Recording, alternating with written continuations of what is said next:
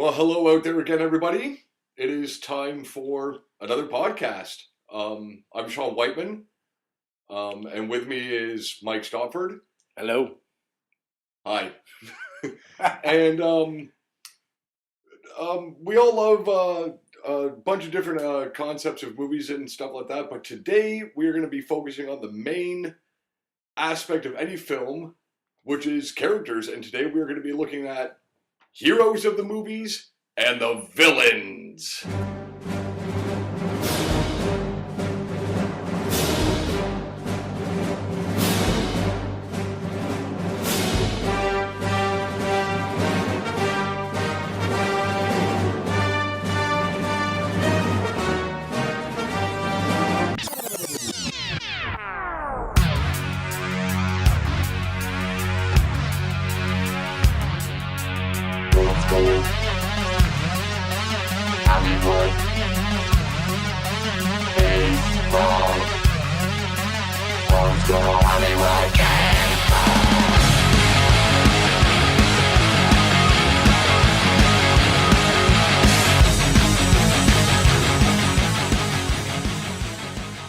So, as we said in the introduction, today we're going to be talking about heroes and villains of movies.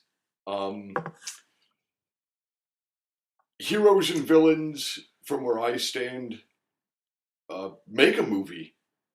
These are the main important characters of a film. And I think today big things that we're going to be looking at is, what makes one stand out more than the other. Which one definitely does stand out more than the other if you think they don't. And other things like, for example, why are villains so difficult to kill? How come the hero is so difficult to kill? Obviously the hero more. The hero usually 9 times out of 10 usually prevails. Which is interesting too, because it's hard to find a movie where the villain wins. Yeah, it's definitely difficult because there are a few, but clearly the the villain is just as important as the hero, because without the villain there would be no hero. There would be no hero. Precisely. There has to be one for the other. My big theory that I've always had, what makes heroes and villains really stand out is, question for example, what makes a hero? A hero, to me, is somebody that sees a terrible situation happening and without, thinking or without thinking about consequences or anything like that, just dives right into the situation to help who he can help, and doesn't think about what might happen to him, consequences or anything like that, as I said. But the villain, to me, what makes the villain more interesting, what makes him stand out more, is the villain is willing to do and sacrifice whoever and whatever it takes to achieve his goals. And to me, I think that's what makes, as I said, we're going to have one character that's going to stand out more than the other. And from where I stand, I always find that the villain is much more interesting, because we want to know what his plans are, and we want to know what he's going to do to achieve them, what his backstory is, what has made him this horrible, hideous, fucked up looking or concept of thinking type of human being. And of course, not all villains are like that. We'll get into different aspects of villains, different aspects of heroes. So what villain stands out to you in a movie? Who's one of your favorite villains, and why is he? Okay. There's obviously the given classics and stuff like that, and I actually commented on this on Facebook post when I put this up on the Facebook page. But I was watching Under Siege the other night, the original Under Siege, and Tommy Lee Jones. And I think because it was the first time we had seen him as a bad guy. Fucking Tommy Lee Jones is never a bad guy, but shit was he mean, and he was ruthless. He had a fucking goal didn't care out of his guys who he threatened, who he had to sacrifice, didn't care how many of the sailors on the battleship he fucking killed or whatever. He had he had been fucked over by the CIA, and he wanted his revenge. And I He think was that's cool. and I think that's one type of villain, and it encompasses a lot of them. But a lot of the villains, they're out for revenge against something. Absolutely. Absolutely. They've been fucked over like most people in real life that are villains or commit crimes. I mean, they've been fucked over in some way in life, or they've just had enough. And this is their revenge, you know. This is they don't care what it takes to get it. And sometimes the villains, once you listen to their point, could actually end up being the hero. Mm. I'm doing what I'm doing because I'm fucking helping you. I'm saving all your fucking guys' lives by doing this. But unfortunately, you're committing this actual act of violence or this fucking crime in order to get whatever done. One of my favorite villains in the movie, and he is a villain, but you could argue that he's kind of a hero as well, in a sense, and that is Samuel L. Jackson in Kingsman. In Kingsman. I loved him as the Absolutely. villain because he wasn't super strong. He didn't know martial arts. Nope. He was just a smart man with a lot of money, and he saw overpopulation as causing global warming, which is going to cause the human race to become extinct. Right. So what he decided to do was, of course, an elaborate plan, because all villains kind of need an elaborate plan. But his elaborate plan was to basically kill off the majority of the human race to give the human race a chance to survive. Yeah. And he basically made deals, and then when he couldn't make deals, kidnapped royalty and political leaders. Right. Because that's who was going to form the new world. Right. Hit So where these main it strikes wasn't were going to hit. him and his henchmen he was going to create the new world with.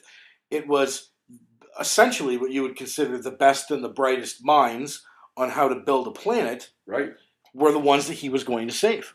And when you look at it, if his plan was going to save the human race, you have to sacrifice a couple billion people for the human race to continue before we all die. Is he really that much of a villain? Right. And that's kind of like one of the same things as like one of my favorite villain quotes is if you kill a few people, you're a murderer.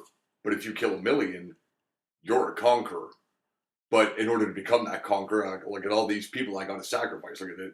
But again, like I said before, that's the cool part about a villain. I will step over whoever I have to step over. I will fuck over whoever I have to fuck over in order to achieve my goal. They don't give a rat's ass. That's true. But again, like key pinnacle heroes from other films that like we've talked about in the past, heroes, what makes them stand out is, you know what? I'm just going to steal the John McClane quote from, say, Die Hard. I'm the wrong guy in the wrong place at the wrong time. And that's what a hero is. I'm just here. And shit just happened to go down, and you know what? Nobody else is doing anything. And that is also a line that also shows up in a lot of, at least let's say, action movies that involve obviously a hero and a villain. You know, that partner that's with the hero, like why are we doing this, man? Like what's the point? Because nobody else will. And that's the whole point. I'm that one guy, I'm that expendable guy that's gonna come in and if I can, I'm gonna save sort the of the world. definition of a true hero. Right. Because you look at the heroes, say from like superheroes. Superheroes have abilities. Their goal is to save the world. Save the world. But a true hero would be somebody who just stumbles in upon the situation and has to do what they have to do. Has to deal with it. Die Hard is a prime example. And like as we've stated before, here's a guy that's come to LA to spend Christmas with his family and his estranged wife, and terrorists take over a building. Everybody's captured except him. Well, I'm the only guy that's free. I have a shitty service revolver, and now I have to fight all these terrorists. Yeah. And now, as we stated before, heroes are hard to kill, villains are hard to kill. Heroes harder to kill because 9 times out of 10 the hero comes out on top. Yeah, they're gonna win. Movies like Rambo, Commando, Die Hard, these are all movies, even Bond movies. These are all heroes. One fucking guy against, what, 100? 200 bad guys? Even 30 bad guys is pushing the fucking limit. You're telling me that this hero is not going to get captured, not get killed? And why is that? Why is that? Well, because if you're Steven Seagal, you have, loads of martial arts training, even though you're just a cook. Okay. Now, I like that one, even though I was going to bring this up a little bit later, but you've hit it now. Even though, as we said, like, heroes are or villains are more interesting, there are those occasional heroes that stand out. Now, I'm not saying you got to like these actors or anything like that, but Steven Seagal, Under Siege, prime example. Now, of course, we see Steven Seagal, and of course we know hero, obviously. But when we first see him, we just see him in a kitchen, and he's cooking. We're not talking no military guy, we're not talking no whatever, but that's the punch kicker halfway into the film. Guy's a former Navy SEAL. Guy's, former weapons and tactics, martial arts. So even though we already know Seagal has these abilities, but like it's thrown into his character, so it doesn't make it as loopy or whatever. Same with things like Rambo. We already know he's a Green Beret. But again, going back to like what we pointed out, this is Green Beret or not, Navy SEAL or not, you're one fucking guy against 100 commandos, 30 terrorists. So when I asked you the question, when I asked you, and unfortunately, this is the only way 9 times out of 10 the plot all comes together in an action movie. When the good guy does get caught, what does the bad guy do? Talks to him. Mm-hmm. And these are things that are poked fun at in certain action movies that are kind of comedic. Last Action Hero being one of them for multiple reasons. Kingsman did it. Austin Powers was great for pointing that out. Great for pointing that out. But yeah, the villain has to talk because, well, again, as you pointed out,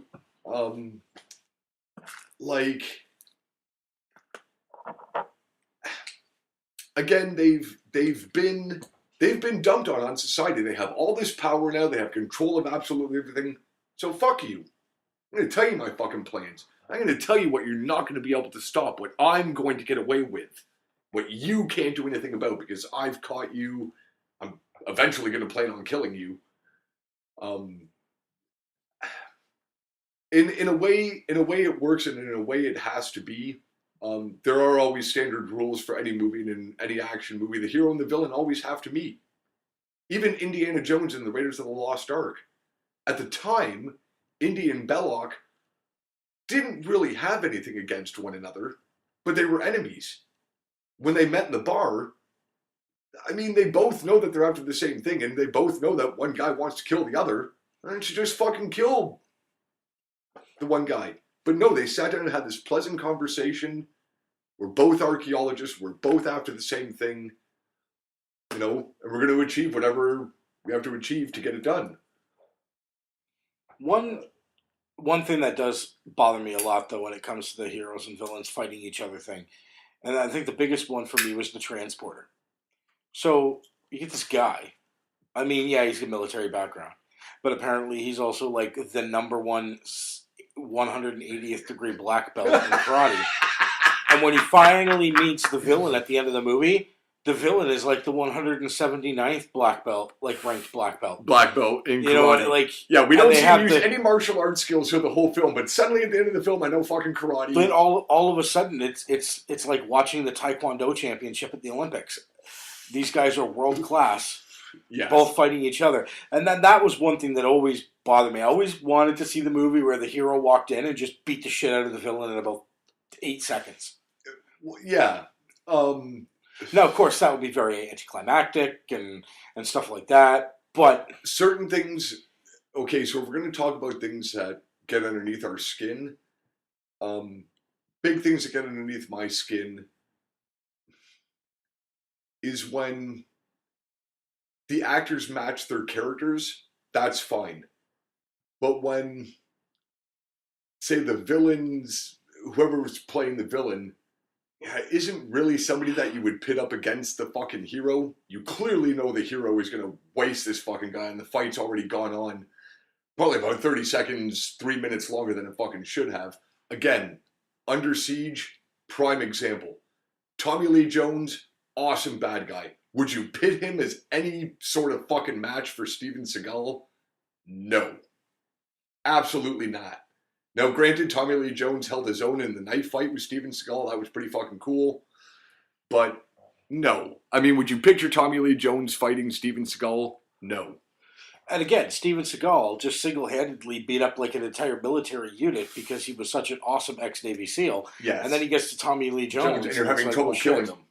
Oh, yeah. Shit. This terrorist guy. You know, like... The other one... Just like, that's the thing that... Yes. Like the other that one... gets my goat, if you will. The other one that really gets underneath my skin is Collateral. And I love Collateral. It is a cool movie with great characters, great character introduction, great story. The story is totally fucked up. And great action scenes. Spoiler, I'm sorry for anybody that hasn't seen it, but at the end of the fucking movie, a cabbie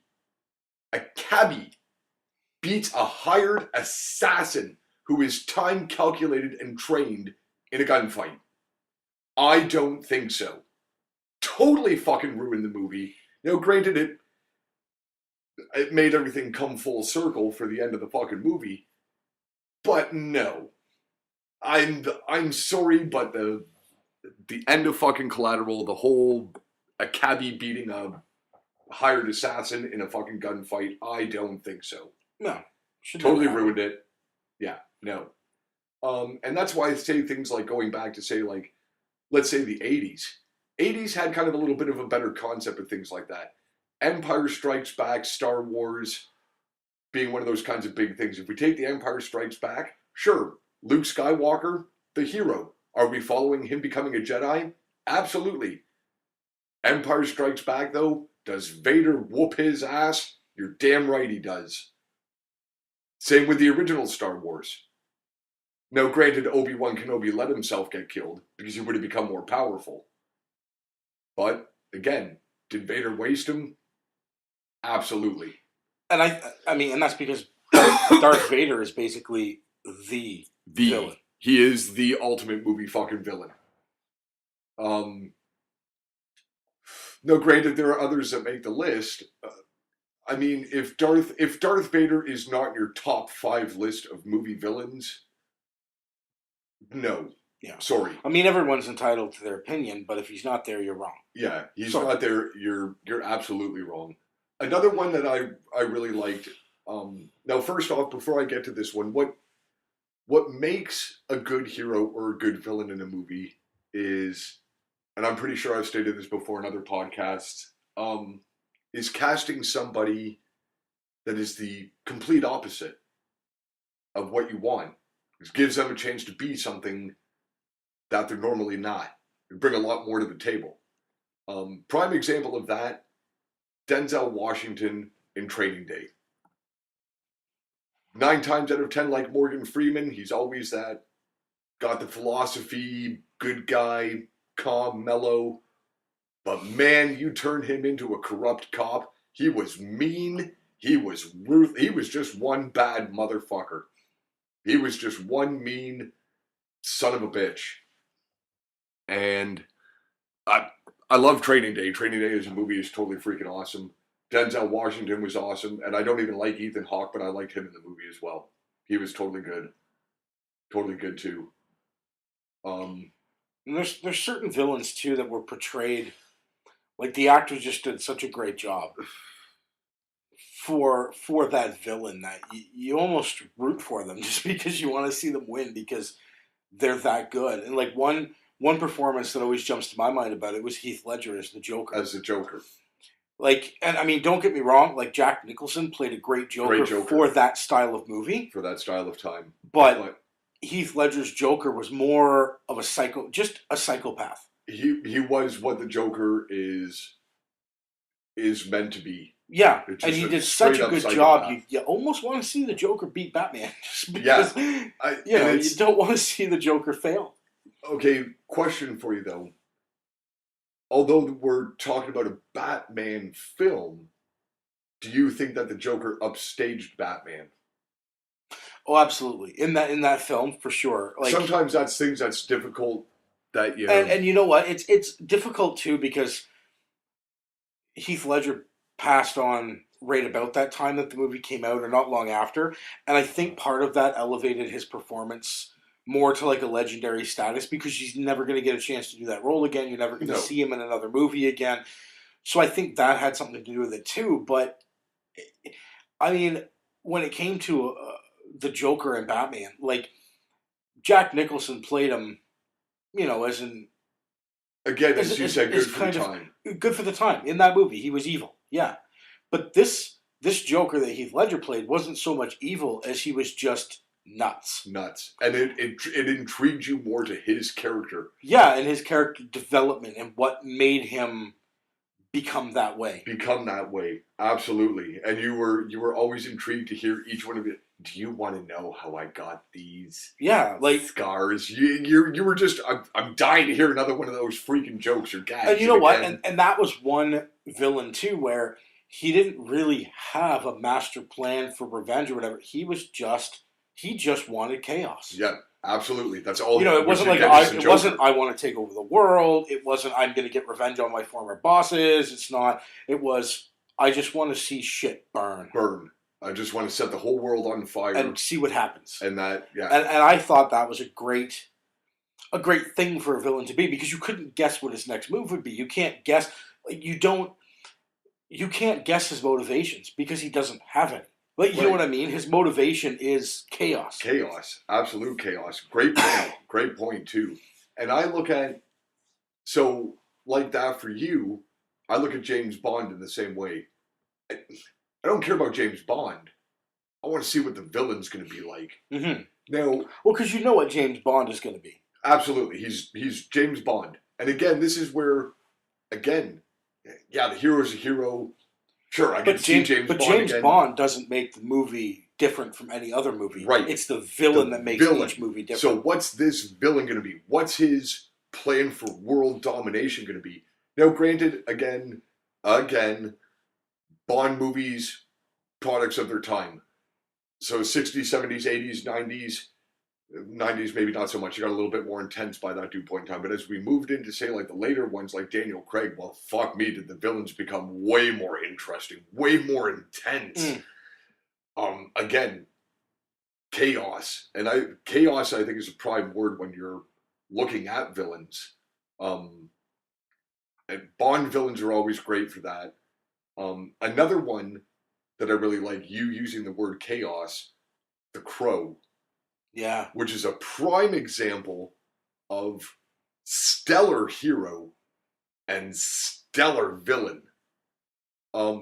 Granting The Crow having supernatural powers, and you had pointed this out earlier too, the villain, just a plain regular guy. He doesn't have big bulging muscles, he doesn't have fucking superpowers, but this guy had hatred. Mm-hmm.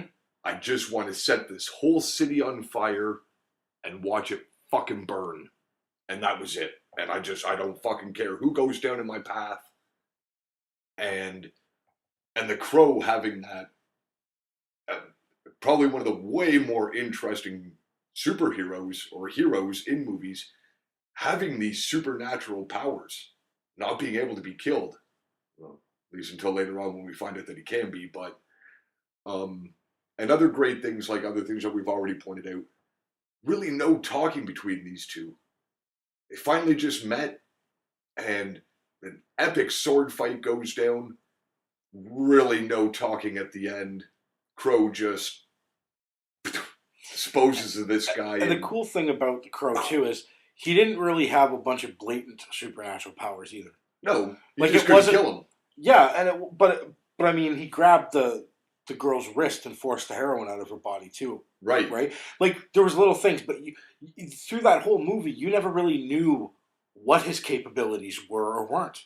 No. And that's another cool thing that I think made him really interesting as a hero. Is he wasn't like, Jason Statham, where when a movie starts, I know that he knows martial arts, but that's what he does. That's what he does. When I'm watching a superhero movie, I know that that Iron Man has the power of an iron suit, and Captain America has the power of his freedom, shield. freedom, and Ant-Man has the power of ants. But like with the Crow, it wasn't laid out there like that. As the movie went along, there were subtle little things that he could do or not do, and that just made the aura of mystery around him bigger. Right. And I like that. There's character development throughout the whole entire film. So another one, and I was actually going to save this for a little bit later, and this, like The Crow, is the only other one that I can really think of where the hero really stands out, and that's John Wick. Oh, absolutely. Now, don't get me wrong. Villain guy was cool. He was kind of funny. He was a little bit on the ruthless side. But the introduction to John Wick it's almost bone chilling almost, because we just see this guy. We see that he trains every day. But then as time progresses, we find out he's got this hole eating away at him on the inside. And then we find out that horrible shit's had to go down. And now we find out that even worse shit's now happened. And now this guy's coming back. This guy's coming for fucking vengeance. Well, and the nice thing is character development again. The main villain in that movie, too, was just an idiot kid. Yeah. And his dad. Russian mob guys. But Russian mob dad tried to step in to protect his son. Right. But villain in the story was idiot kid who didn't know what he was doing. Yep. And I love the fact that when he came down, there wasn't a giant, martial arts fight between him and John Wick. Nope. John Wick beat the fuck out of him and shot him. And the story. And that, again, is where I think it's cool. And because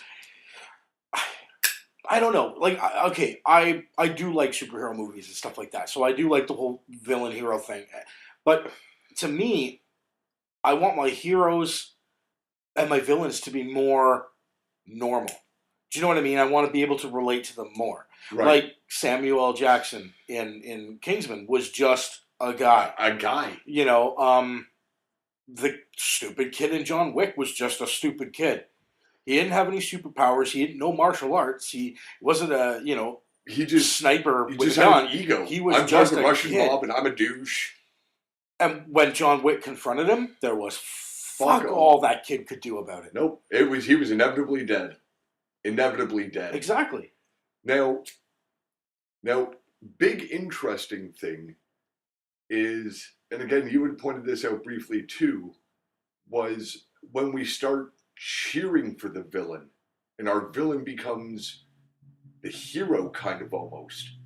Prime movies for this, Payback being one with Mel Gibson, although being the bad guy, he's this professional thief who's just come back to town because he wants the $70,000 that he got gypped out on. Although, again, hired killer and a professional thief, he is clearly the fucking bad guy, but clearly the guy that we are rooting for in this fucking movie. Other movies, as time progressed now, these are two big ones that you can argue. The Predator and the Alien. Both villains in movies, but one took a turn through their series, and the Predator, come Alien versus Predator, kind of became the hero. Because he's set to do battle with these aliens, and of course we created this elaborate story that they come together however often to do battle and hunt one another for sport or what the fuck ever. And there's an interesting line, though, pointed out in Alien versus Predator, is the enemy of my enemy is my friend. So there's also always a borderline drawing between villains and heroes as well. Sometimes the villain can be the hero, and we can be cheering for him. Yeah. Like as time progressed, let's say in slasher movies, Freddy kind of started becoming a hero. we were more excited to see Freddy Krueger and to see what he was going to do, and off these annoying fucking teenagers that we just couldn't fucking stand in these movies.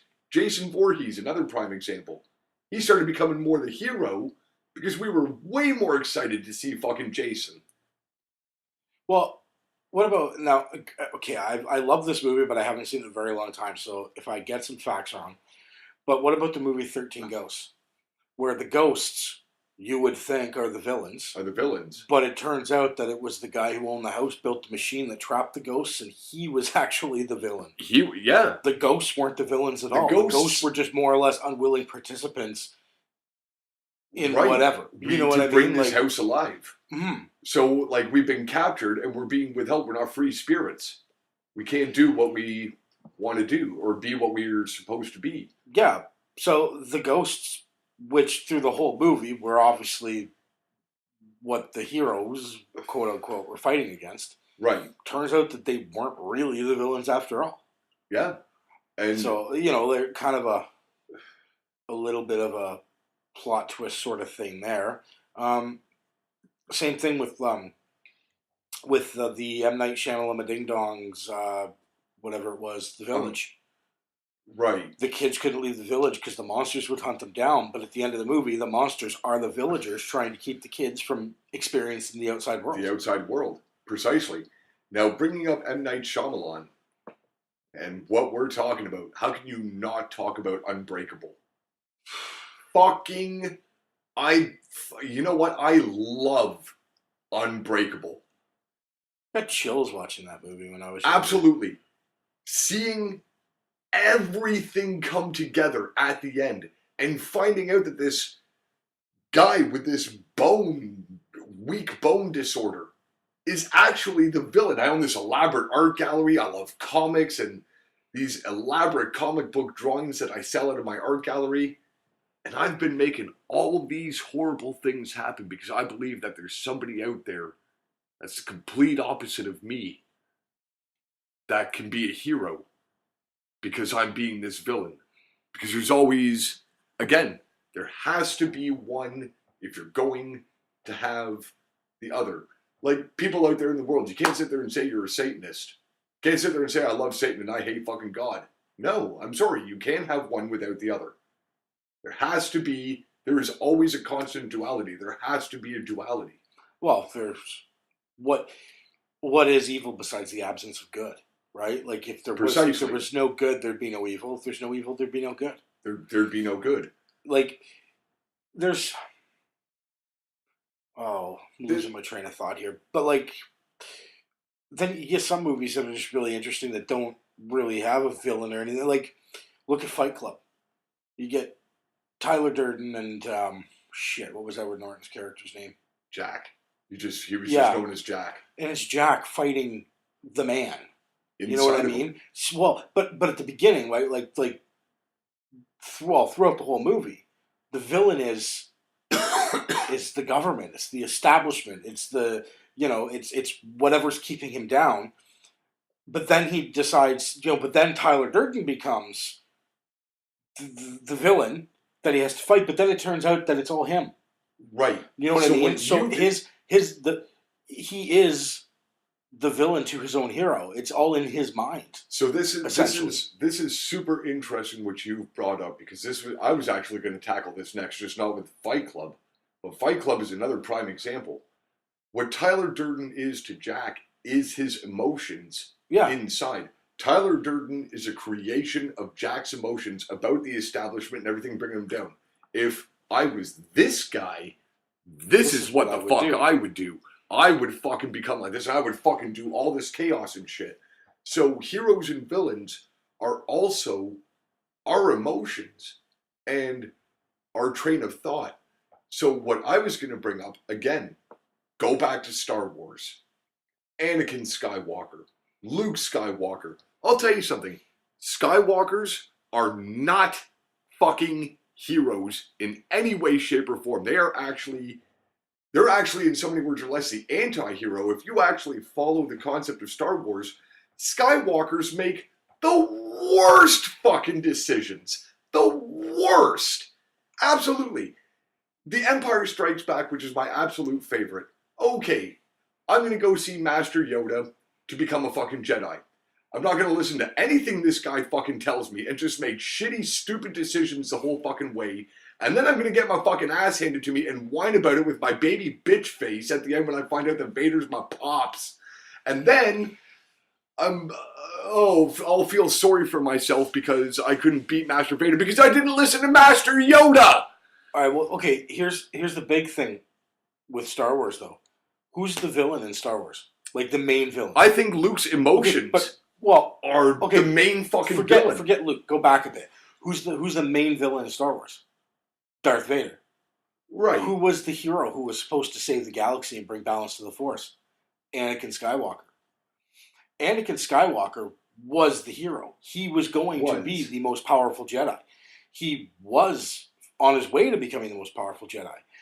And then, through sort of selfish decisions, but not really, he turned to the dark side because he was convinced it was the only way that he could save his wife's life. And then he became the Doesn't villain. matter, because he didn't learn the concept of sacrifice. I have to lose in order to be able to gain. Right, and then that's when he changed from being supposed to be the hero. But this is what I'm talking about. The villain. This is what I'm talking about. If you actually really take a look at Star Wars, evil is actually the more prevailing. Mm-hmm. At least until Jedi, anyway. If you're going to talk about the original 6, I mean, as you pointed out, Anakin Skywalker, trained to become a powerful Jedi, consumed by evil, consumed by the dark side of the Force. His little, I want to become good guy, just couldn't consume the powers of the dark side of the Force. Do you know who the real villain is in Star Wars? Fucking Obi-Wan Kenobi. Because he chopped off Anakin's legs and arms and left him there. You betrayed him. Kick him into the fucking lava and kill the kid. You chopped off his arms and legs, but instead you leave him alone. That's, again, you know what I mean? Like, again, though, that's human emotion. Acting without the concept of intellect. That is also looking at the concepts of evil. If we skip ahead to Luke, now again, going back to, like what I was saying before, so when he's training with Yoda, okay, first problem. So, you do a whole entire day of training. As you're getting dressed, I feel chill. The dark side. What's in there? A place of evil it is. Goes to go check it out. Doesn't listen to Yoda. Goes and checks it out. Yoda also tells him, your weapons, you won't need them. What does he do? Takes his weapons anyway. Still doesn't listen to Yoda. And then, second day of training, has a vision in his head of his friends being tortured in this cloud city. Yoda tells him not to go, because it will ruin all battles that they have fought prior. What does he do? Goes! Let's take a look at Jedi. Emperor. The whole time he's taunting Luke. You guys can't win. The rebellion's dead. Take your weapon. Strike me down with all your hatred. What does he do? Takes his weapon. Attempts to strike down the Emperor. Skywalkers. Horrible in my concept, Luke is his own fucking villain. His emotions are his own. But see, that was the point of Star Wars, was the emotions. Because Anakin succumbed to his emotions and his hatred and the evil inside him. Whereas then the whole point was that Luke wouldn't.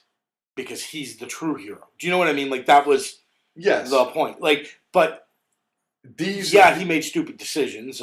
But these are also the things, though, like, if we want to step out of movie realm for a second here, I've always said that Star Wars and the Force and stuff like that is like real life. Because it's just what they talk about. Hatred. And not believing and all these kinds of things are concepts of the dark side of the Force. We have those emotions too as human beings. But again, you can't have one without the other. You know, helping your friends, friendship, staying on the good side, making good decisions, hard work and effort are the payoff to become the good side of the Force. And again, we have the choice as human beings to make those decisions. We have the intellect to be heroes or villains if we want to be. And it's also a big question to ask yourself. what am I more consumed with in my life? Am I more consumed with hatred, the quick, easy way out? Or does a little bit of hard work and effort, my friends and stuff like that, are they more important to me? Oh God, if I had superpowers, I'd be a villain. Like not like there you have it, folks. not like an evil Villain. not like an evil take over the world villain, but like little things. Like if I could make someone's head explode by looking at them, there'd be quite a few people whose head would explode. With but no it wouldn't. heads. But it wouldn't be like. Remember that too, boys and girls. But the sad thing is I can tell you honestly, it wouldn't be like the murderer. It would be like the guy who cut me off in traffic. Head explodes. Right. It'd be like the guy who gave me a weird look while I was walking down the street. Head explode. Head explodes. You know what I mean? The girl I ask on a date who says no, head explodes. Head explodes. Like if I had a lightsaber, people would be missing limbs. That's all I gotta say. Like I know that I wouldn't like try to dominate the world. If my voice Well, runs out, ladies and gentlemen, it's because I moved to the other end. but at the my same time, co-host but at the here. same time, I would use my powers for mischief. We have gone to the dark For side my of own the force personal for this gain. podcast, It ladies would, and gentlemen. I don't know. Like, okay, if you had the choice between two abilities, I could lift rocks or shoot lightning out of my hands. Yeah! You're gonna take the lightning every time. You know what I mean? Like, Okay, so now this is other interesting thing. Going back to being a little bit serious, going back to movies. So how come it is? Let's focus a little bit more on heroes. We've talked a lot about villains.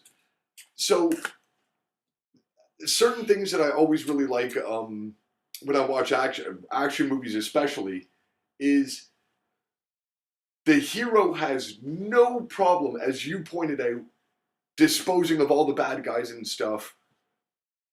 And because I want to know how come, if it's anybody else in the movie, the bad guy has 100% accuracy of killing another individual. But when it comes to the hero, I got shitty aim, I got shitty accuracy, I could not do anything to save my natural born life from this fucking hero killing me. Suddenly, all my abilities just suck ass, and bad guys have bad aim. well, you bring it back to Star Wars. Is like the prerequisite for being a stormtrooper having the worst eyesight in the galaxy. Absolutely. Because those guys don't fucking hit anything. In Right. fact, in the one movie, the guy couldn't even see the steel beam that he whacked his head on. Right. And that's the other thing. You're using laser guns. You obviously have endless fucking ammo. Just hold down that motherfucking trigger and just spray right the fuck across. You are bound to hit something. Something. Anything. I don't care. And how come the Empire, with your Star Destroyers, your command ships are even bigger than a Star Destroyer, how can you not blow up one tiny little Millennium Falcon with 3 fucking people on it? 3! Because it's too fast, Sean. It made the Kessel Run in under 12 parsecs. Okay? Hey, I mean, the Death Star had no problem blowing up a planet. A fucking... But a stormtrooper can't shoot like an 8-foot tall hairy thing as it runs down a hallway. Like, And... but the other thing too with heroes too, like you look at look at like the Avengers is a perfect example of this. When they're battling the aliens, how many innocent civilians fucking died in those battles? Right? How many millions and millions of dollars Nobody in takes that property into destroyed? property destruction. Now, I mean, they do bring up that kind of stuff in some of the new Avengers films. Like that's why they sort of disbanded the Avengers because they couldn't keep because they talked about the cost of the collateral damage and things like that. But they didn't bring up the fact that probably hundreds of people died. Right. But these so- are so- heroes. But these are the heroes. But you know what? We killed the aliens. We stopped them from killing everybody on Earth by accidentally killing a few hundred people. Right. Yet they're the fucking heroes. So when Samuel L. Jackson decides to kill off most of the planet to save it in Kingsman, he's the villain. And that's why, like you said, sometimes it's a very blurred line Right. between hero and villain. Now, right. And that's that's a really big one too, because what I like a lot, say for certain action movies, and again, Die Hard being Die Hard, Die Hard 2, Die Hard with a Vengeance, all of them. Sure, we see a few innocent civilians here or there get killed. Main concept is that there's a villain out there with a plan that plans on blowing up or killing millions of fucking people. Or hundreds of people, whatever the fuck it may be. The hero, though, won't take a look at the fact and say, oh, well, it's better if we let these few hundred people die than let this whole city get blown up and kill a few million people. Mm-hmm. I like action movies where the hero finds a way out of both. Like, I can save these people, but I can also take care of this problem too at the same time. If I do this quick enough, I can make it back to this point, and I can save this as well. No, but nobody realizes that terrorist guy probably has a wife and kids at home. Right? Maybe they don't know what he does for a living. Maybe it's the only job he could get. I mean, like, Soviet Russia isn't known for pumping out its high-paying jobs, right? So maybe that's the only way he could put, like, you know, vodka and borscht on the table for his family was by joining the terrorist group. And then, you know, and then in comes Steven Seagal and just right? karate kicks him in the throat. End of story. Probably. His wife probably doesn't get a pension out of that. She's probably not collecting any insurance money. Like, yeah, no one thinks about that. Well, that's the sacrifice these guys. I told you, these guys will step over anybody of what it takes. I've gotten rid of absolutely everybody. But what else I really do like is say like the fuck am I looking for here? Is when I like to see equality in the film. And again, going back, Die Hard is a prime example. Now, although we see John McClane one by one dispose of each one of these terrorists, believe me when I tell you, this guy gets fucked up in the process. Yeah. And to me, that's what really makes a good hero-villain movie stand out, is when the hero isn't invincible. I get shot, I bleed, my bones are fucking broken, you know, I have to find probably ways that could kill me or at least injure me badly to dispose of these guys, because all I got is this shitty little service revolver gun and nothing else. And I like the fact too that when we see the hero, I'm going to go back to Die Hard. So say, for example, when Willis gets a bird's eye view of, say, what these terrorists look like, sure, they're well-dressed, well-groomed individuals and stuff like that. Doesn't mean you can take them lightly. These guys are here to fuck you up, and these guys are here for a fucking reason. You know? And I love that shit, too. It doesn't show weakness in either side of the hero or the villain. But heroes and villains always, to me, I take a look at the fact that, and again, as Mike pointed out at the start, that it's almost like they needed one another. There has to be a villain in order to create a hero, and obviously a horrible situation. And as I also pointed out, Bond villains are also very interesting. They're the most interesting ones to me, I think. That make a hero villain film stand out, because as I said, besides maybe being interested in who the next James Bond is, I want to see who the next James Bond villain is. Most definitely. And I want to see what his plans are. I want to see what his plans for world domination are, what he's going to do. And the Batman movies, I think, were big for that, because Batman is Batman.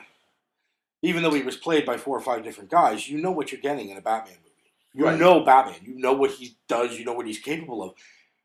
but every movie had a new villain, and that to me is kind of what you wanted to see. You wanted to see how Batman was going to take on this villain, because obviously this villain is is different from the last. So when he fights, when he fights the Joker, like we said before, is just basically insane. He has no plan. Whereas then you get a villain like the Riddler, where the Riddler is, it's about puzzles. It's about trying to prove that he's smarter than Batman. And then you get like Bane, where he's just basically proving he's stronger than Batman. And then you get Mr. Freeze, which was just basically who can make the cornier jokes about cold.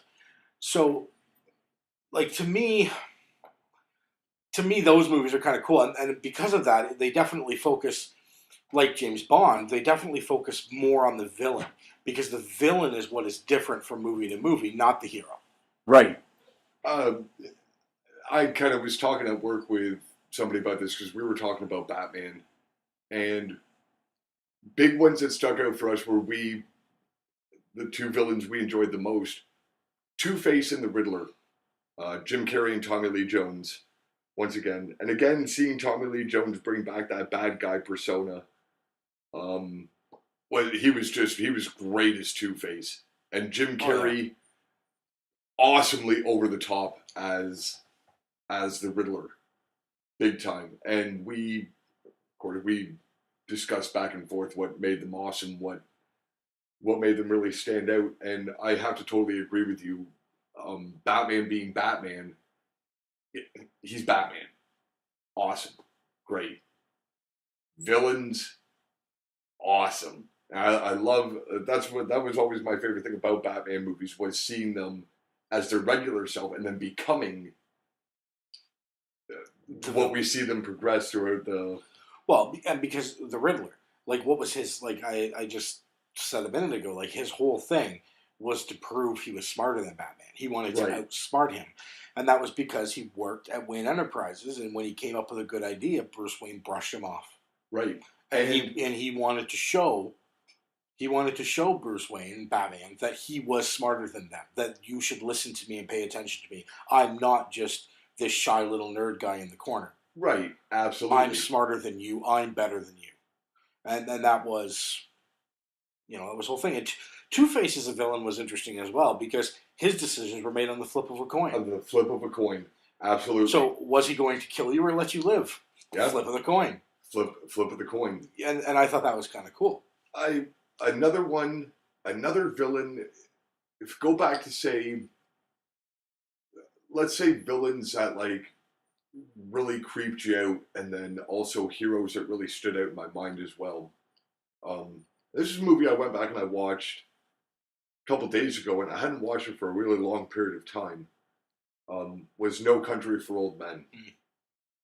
Javier Bardem had appeared in films here and there in small little bit roles, and this was his major standout point as this.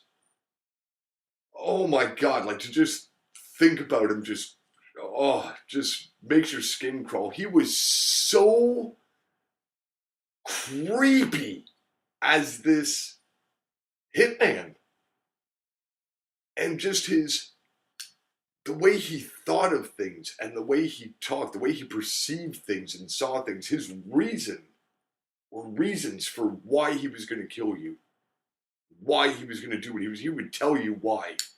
He would just be that guy that would just speak very quietly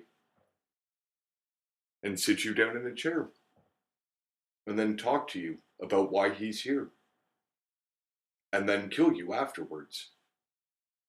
And he would just calm his day, just stand up and be on his way with the money, because that's all he's there for. Nothing more, nothing less.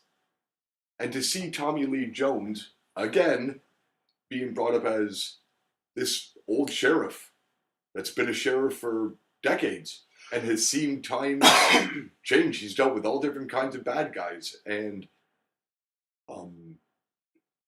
to see him throughout the film being the hero, but not being able to cope with the way time has changed today and the way these villains and these psychopaths are today. And when he comes across the main crime scene at the start of the film, he just looks around at all the chaos. Once again, that's all that's happened, and just doesn't even know what to make of it. It just makes a glib, smug remark about it, and it's kind of like sometimes the hero, even though the hero are stuck between a rock and a hard place of not being able to evolve with the way times have changed, times have become, the villains have become. I think, for me personally, the creepiest villain in a movie is probably Buffalo Bill and Silence of the Lambs. And not that Anthony Hopkins wasn't creepy in that one as well. Right. Silence of the Lambs, definitely a landmark for its time. And although now being the very early 90s, my God, you think you've seen everything up to that due point in time? My God, did Silence of the Lambs break the fucking wall barrier or what? I'll never, everything. If I'm ever in a dark room and I just hear, it puts the lotion on its skin, or it gets the hose again. Would you fuck me? Yeah. I'd fuck me. The guy's whole entire person was so, oh my God, it makes your clothes 5 sizes too big for your body to just... Clothes made of human flesh if you were Buffalo Bill. If you were Buffalo Bill. And if we're going to touch on Buffalo Bill, Norman Bates. Norman Bates, because when we first meet Norman Bates in Psycho, he's this calm, polite, mannered young man. And, well, as things progress and then things all come together at the end, well, let's see. He dresses up as his mother. He stole his mother's corpse. He provides his mother's corpse with gives half his life to his mother's corpse. And brings her to life in his mind. And he is the clear definition to me of a psychopath, sociopath, whatever the hell you want to call him. This guy obviously is very troubled. Suffers clearly from a multiple personality disorder. And, grew up as a loner with his mother as his only friend. And that was the whole reason, again, I stole my mother's corpse. I preserved it. I kept it alive with half my life. And I dressed up as my mother. And everything. It's a little creepy. It definitely a little bit on the creepy side. Big ones for me. Do you have any concepts or goes of where the villain wins? Anything that possibly comes to mind? Where the villain wins? Well, it depends, because a lot of people feel that in The Karate Kid was actually the villain in that movie. In a way, yes. From a life standpoint of view, yes. To him, 2 wrongs made a right. Which we were always brought up to believe, 2 wrongs don't make a right. You got picked on, it sucks. That's life. Shit like that's going to happen. So you feel it's necessary to learn karate, to learn martial arts, so you can go back and beat these people up who poke fun at you. Tit for tit, tat for tat. You screw my dog, I fuck your cat. Is that how the saying goes? Right. But yeah, to me, one that stands out where the villain wins, Jurassic Park. Now, granted, the dinosaurs don't kill the heroes, but the dinosaurs take over the whole entire island. They ruin Jurassic Park. They take over the whole entire island. They don't get destroyed. They don't get killed or anything like that. True. They basically became the rulers of this island. Because the only other real villain in that movie would be Newman. And he died. Yeah, he died. Definitely. I always look at that. Old Grandpa Dude actually brought the dinosaurs back to life in the first place, and then before testing his security systems, brought his fucking grandkids there to see it. Right. But I don't know if that's villain so much as just negligent parenting. Well, in technicality, I mean, in Go, the dinosaurs would be the villains in Mm, Jurassic Park, the main villains. Um, true. Now, although he gets beaten but comes back in sequels, like, would you consider Jason to always be victorious? Now, granted, you may not kill the hero in the first one, but 9 times out of 10, usually at the start of the next one, the hero winds up getting killed anyway. So would that be like I've just killed everybody from the first film or previous film, and now I'm going to start all over again? Although Jason may die at the end of the film, he does come back, and I don't know if you would consider that the villain winning. Okay, so what about like, say, a movie like Final Destination, like that whole series of movies? Right, Would the villain, like, I guess technically in that movie, be Fate, fate or death itself. or would the kids who cheated Death be the villains of that movie? That and then Fate, but like, does Fate not make it right in the end? Do they not all end up dying? Like, I can't remember. Did Devon Sawa die in the end of those? Or Okay, now that you don't really see because we see that um, the bully kid and Devon Sawa and Ali Larder, they all live and they actually do wind up going to Paris, and that sign falls. Don't see them get killed, but but you're you assume it assuming. happens. So if in those movies Fate is the villain or Death is the villain, then it wins. Fate. You I know. think they are both technically the villain, as we saw. So from the Fate concept, when the one person saw the say dead zone in between where he can intervene and save his friend of what to be able to do to save him. Well, that's cool. You save that guy. So the next guy dies because we skipped over this person. So the next person dies. So in actuality, fate actually brought on death in so many words or less. Technically, there's two villains. Technically, there's really no hero, and there really is no. So if we're going to talk Final Destination, come the second one, now, the girl is the only one that lived because she locks herself in a padded fucking room with nothing in there that can get her or hurt her or cut her or anything in any way, shape, or form. And she talks about how her boyfriend got killed Mm-hmm. and her friends got killed. So, she, in so many words or less, again, her fate has locked her in a fucking padded room where she is safe. Which, I mean, you're alive, but what's the fucking point? What's the point? So again, fate has become your mortal enemy. What's that movie? I always forget the name, but you made me watch it the one time. It was really good. It was about the guy who just gets pissed off, Oh, falling down. falling down. Would he The- be the hero in that movie? Like, he kind of was. Like, he reached his break, but at the same time, he's sort of the villain. well, it's Like, he's like Payback. He's like Mel Gibson in Payback. he's Um, the villain technically, I guess, but you're rooting for him.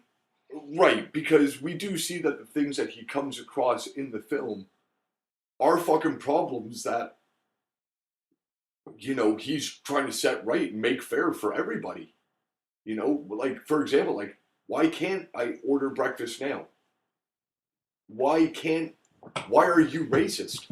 Why are you guys fixing the streets when there's nothing wrong with the street? But at the Why same are time, but he did he's a good example. Michael Douglas in Falling Down is a prime example because at the same time his whole intent while coming across these things was for criminal intention. We clearly find out in his character as the film progresses that he has a propensity for violence. His wife has a restraining order against him due to his violent concept. We obviously clearly know that he is mentally unstable. Um,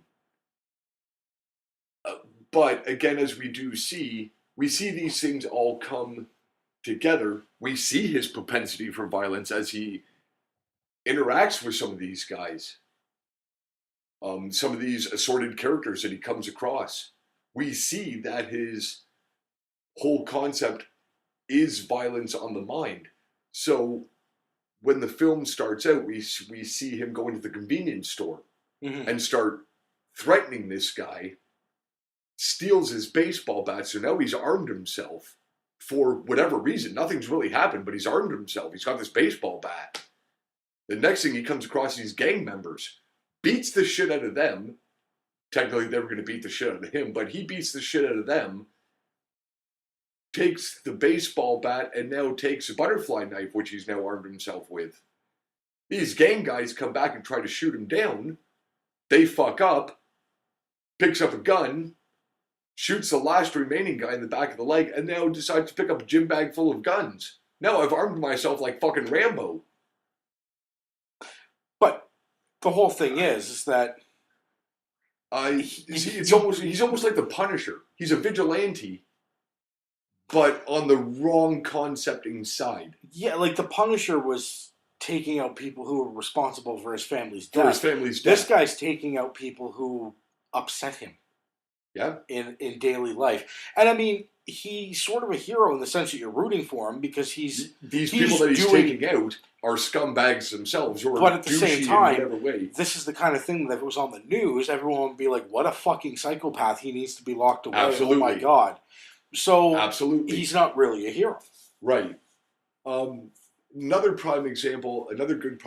I mean, he's like a villain, killing other villains, in a weird way. They're two that I would like to bring up, and one that really crossed a point that we had talked about before was drawing the borderline concept. Point Break with Keanu Reeves and Patrick Swayze. We have Reeves, which plays an FBI guy, Swayze, who plays a bank robber, and we see Reeves go undercover and befriend Swayze's character. He's trying to catch these bank robbers, and we're sure they're surfers. And of course, when everything comes together, and he's got the clear point in the film, midway through the film, to kill this bank robber, doesn't do it because he knows who he is. So there's also that, again, hitting that borderline concept of, although I'm the hero and this guy's the villain, should I have killed him? Should I not have killed him? Now, of course, in the end, granted, he does achieve his goal and he does catch up with him later on, due to certain other things that happen in the story. Still doesn't kill Swayze's character, but lets him kill himself. And again, I don't know if that's a hero concept or not. Being an FBI agent, should you have just taken him and brought him in? Or the fact that he was standing in front of like the biggest fucking waves the world will see until the next 50 years when time progresses, lets him go and ride the surf of these waves and obviously winds up killing himself. Obviously for whatever reason. Another one, I know this is one of your favorite movies of all time and you haven't ever been able to find any fault in it. Face Off. Obviously, there's a villain and a hero. But at the same time, how much of a hero are you when you took the villain's face off? And suddenly then became the villain at the same time. Yeah, and now the villain has now become the good guy and is sucking up all your kudos. Now you could do a whole podcast on this if you're going to talk hero-villain. The only problem I have with Face Off is, again, from Travolta's side when he's the hero, when he's FBI agent Sean Archer, okay, you have so many ample opportunities to kill the motherfucking bad guy who killed your fucking kid. Through the whole film has been fucking your wife, living with your family. And you stand there and have conversations with this guy. And fucking put a bullet in his skull! For God's sakes! Put multiple bullets in his skull! I don't care! Now who's on the dark side? Jesus. Unfucking believable! 2 hours and 20 minutes, I gotta wait until you fucking kill Nicolas. You made me watch Nicolas Cage for 2 hours and 20 minutes alone! That alone in itself is evil! Just so everybody listening is aware, I did this on purpose because I know Face Off is a trigger for Sean. There's a couple of things you can say to Sean that trigger him into a rant. Talking about Face Off is one of them. Just breathe, man. It'll be okay. You're gonna get through this. It was just a movie. I don't know. Oh, dude. I don't even know why I fucking went out and bought Face Off. I don't even like Nicolas Cage. I fucking hate Nicolas Cage. Nicolas Cage is a treasure. A national treasure. He was also a con man in Con Air. He fucking killed people with his Army Ranger powers. He was also the fucking Ghost Rider. I hated Ghost Rider. I don't think anybody's talked about Ghost Rider until now during this podcast. Yeah, that's probably true. Exactly. We didn't bring it up on our Shitty Movies podcast. No, we didn't. We totally did not. We probably should have. I will say though, bringing up Nicolas Cage though, as a convict though in Con Air, is another prime example of hero villain. John Malkovich, who again falls into that Denzel line character, Morgan Freeman. You never see him as a fucking bad guy, but man, was he crazy?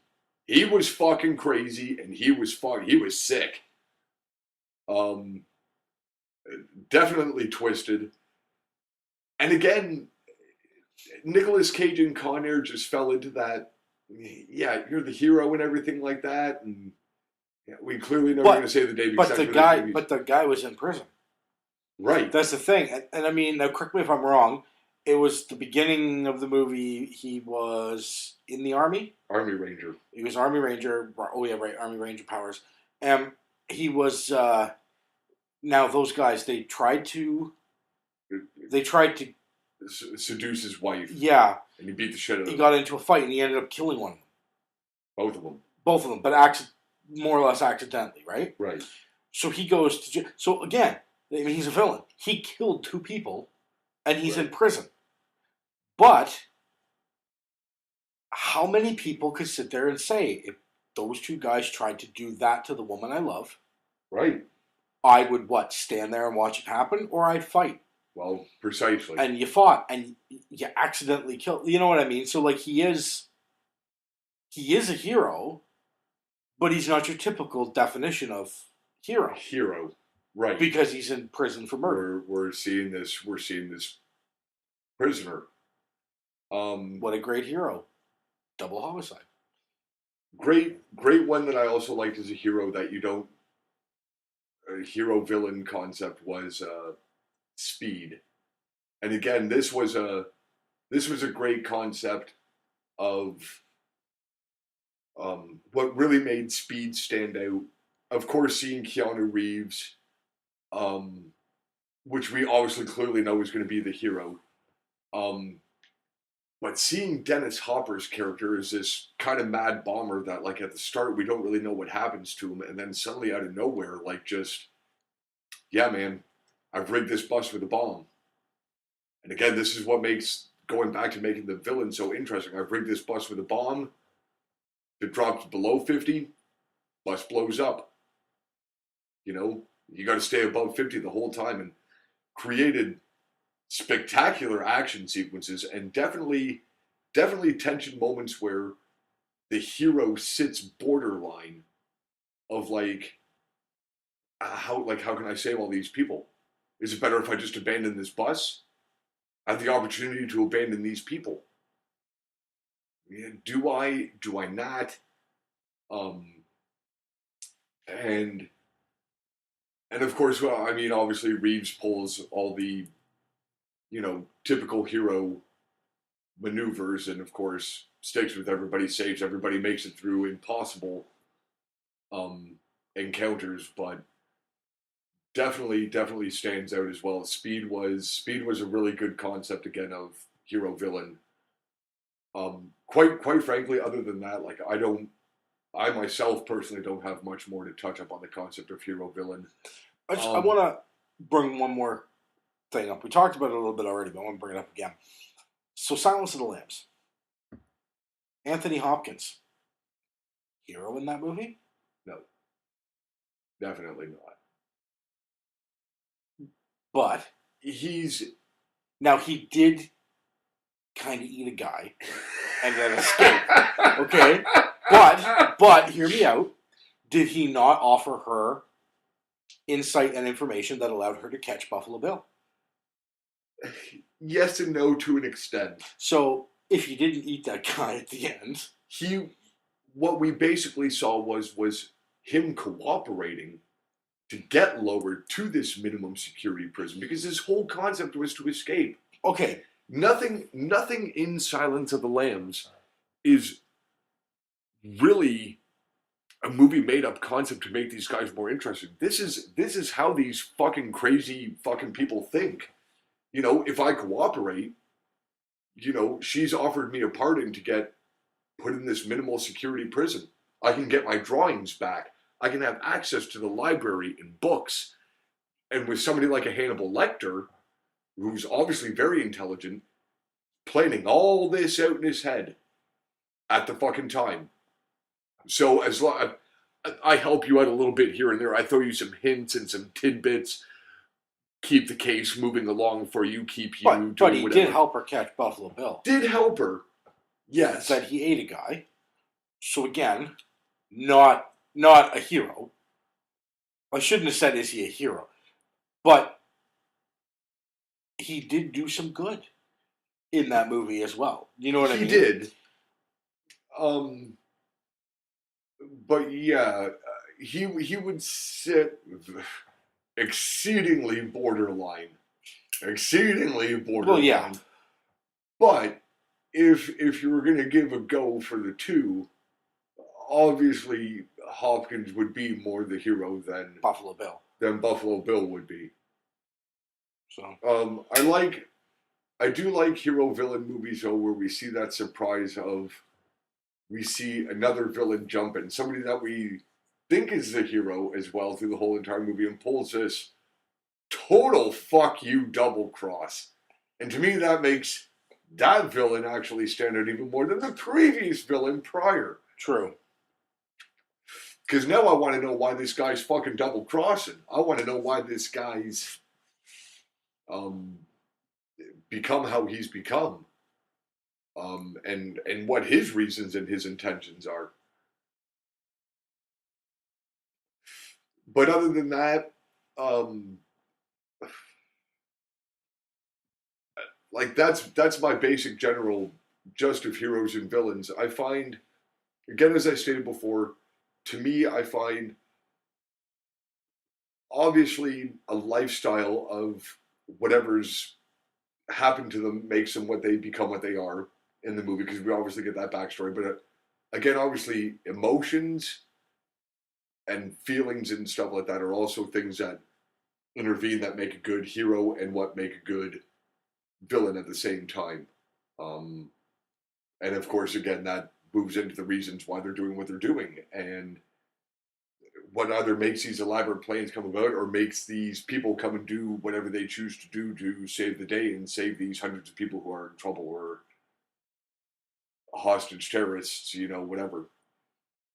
All right. Well, I think that just about wraps this one up. Anything we want to talk about? I myself personally don't really have much more to add. We've talked about a lot of things, and